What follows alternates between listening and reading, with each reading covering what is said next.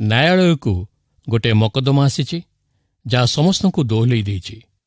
କୋର୍ଟରେ ଜମିଜମା ବିବାଦ କି ଅନ୍ୟ ପାରିବାରିକ ବିବାଦର କେସ୍ ସାଧାରଣତଃ ଆସେ, କିନ୍ତୁ ଏଇଟା ଏକ ଭିନ୍ନ ଧରଣର ମାମଲା ଥିଲା। ଜଣେ 60 ବର୍ଷ ବୟସର ବ୍ୟକ୍ତି ନିଜ 75 ବୟସର ବୃଦ୍ଧ ଭାଇ ଉପରେ ସେ ମକଦ୍ଦମା କରିଥିଲା।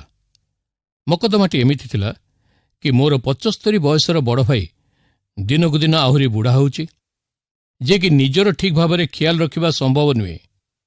କିନ୍ତୁ ମୁଁ ମନା କରିବା ସତ୍ତ୍ୱେ ମଧ୍ୟ ସେ ଆମ 95 ବର୍ଷ ବୟସର ମା'ର ଦେଖାଶୁଣା କରୁଛି। ମୁଁ ବର୍ତ୍ତମାନ ଠିକ୍ ଅଛି, ସକ୍ଷମ ଅଛି, ତେଣୁ ମୋତେ ମା'ର ସେବା କରିବାର ସୁଯୋଗ ଦିଆଯାଉ ଏବଂ ମା'କୁ ମୋତେ ଦିଆଯାଉ।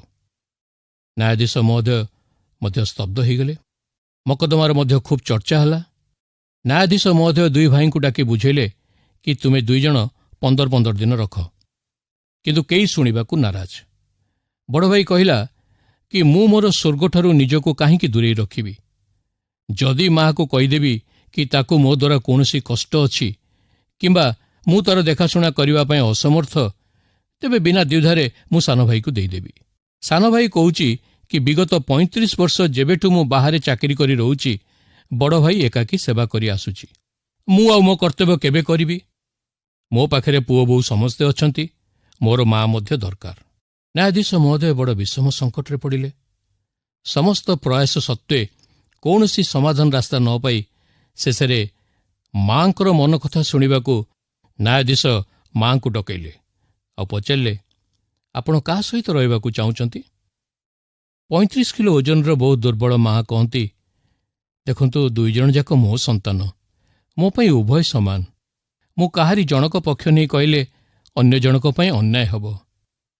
ଆପଣ ନ୍ୟାୟାଧୀଶ, ତେଣୁ ଆପଣ ନିଜେ ବିଚାର କରନ୍ତୁ। ବିଚାର କରିବା ତ ହେଉଛି ଆପଣଙ୍କ କାମ। ଆପଣ ଯାହା ନିର୍ଣ୍ଣୟ ଦେବେ ତାହା ମୁଁ ମାନିନେବି।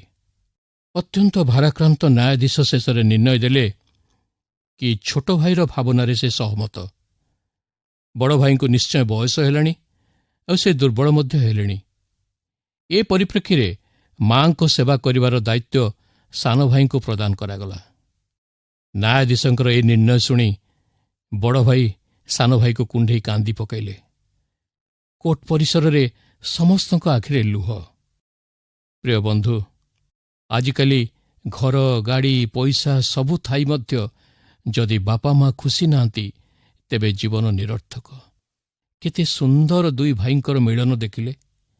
ସେଥିପାଇଁ ଈଶ୍ୱରଙ୍କ ବାକ୍ୟ କହେ, ଦେଖ ଭାଇମାନେ, ମିଳନରେ ଏକତ୍ର ବାସ କରିବା କିପରି ଉତ୍ତମ ଓ ମନୋହର।